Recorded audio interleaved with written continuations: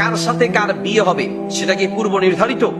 জি, কার সাথে কার বিয়ে হবে এটা যদি পূর্ব নির্ধারিত হয় তাহলে চেষ্টা করে লাভ কি? কার সাথে কার বিয়ে হবে এটা পূর্ব নির্ধারিত আছে। আপনি ওই মেয়েকে বিয়ে করা ছাড়া কবরে দেওয়ার সুযোগ নেই, জোর করে হলে বিয়ে করাই ছাড়বে। বুঝেন নাকি? অনেক সময় এরকম হয় না যে দেখা করতে গেছে, অনেক দিনের রিলেশন, পত্রিকা আসছে, দেখা করতে গেছে, এবার একবারে বাপ চাচা আত্মীয় গোষ্ঠী যা আছে, মেয়ের কোনো একটা সমস্যা আছে, বাস বেঁধে বেটা দেখা করতে আসছিস, বিয়ে করে যাবি, তুই করবি তোর আব্বা প্রয়োজনে করবে।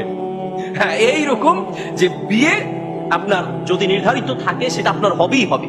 নির্ধারিত কিনা? পূর্ব নির্ধারিত। হ্যাঁ, তবে তাকদীরের মাসালা তো বেশি ডিপে বলা যাবে না, শুধু এতটুকুন বলি, তাকদীরের কিছু বিষয় হচ্ছে মুআল্লাক আর হচ্ছে মুবরাম।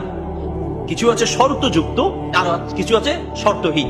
তার মানে আপনি কতদিন, কবে মরবেন, কি করবেন না করবেন সবকিছু তাকদীরে নির্ধারিত আছে।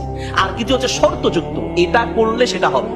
তার মানে আপনি যদি দিন মতো চলেন, আল্লাহ সুবহানাহু ওয়া তাআলার কাছে দোয়া করেন, তাহলে আপনার আল্লাহ সুবহানাহু ওয়া তাআলা যদি চায়, তাহলে আপনার যদি খারাপ হওয়ারও কথা, সেখানেও আল্লাহ সুবহানাহু ওয়া তাআলা চাইলে আপনাকে ভালো একটা মেয়ের ব্যবস্থা করে দিতে পারে।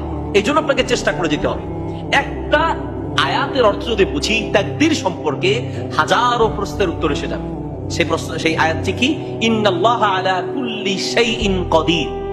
নিশ্চয়ই আল্লাহ সবকিছুর উপর ক্ষমতাবান। আপনি আমি চাইলে তাকদীর পরিবর্তন করতে পারবো না, সবকিছু নির্ধারিত। আপনি চাইলে পাল্টাতে পারবেন না, কিন্তু আল্লাহ চাইলে সবকিছু করতে পারবেন। কাজেই আপনার কি ছিল, আমার ভাগ্যে কি, আমার ভাগ্যে যদি মেয়ে নির্ধারিতই থাকে, আমি দেখে আর লাভটা কি, চেষ্টা করে আর লাভটা কি, দোয়া করে লাভটা কি, যা আছে তাই হবে, এটার উপর ভরসা করে থাকা যাবে না। বরং আপনাকে চেষ্টা চালিয়ে যেতে হবে, আল্লাহর কাছে দোয়া করে যেতে হবে দিনদার স্ত্রীর জন্য, ভালো মেয়ের জন্য। ঠিক আছে, আমরা একেবারে আলহামদুলিল্লাহ বিয়ের আগ থেকে দোয়া করতাম।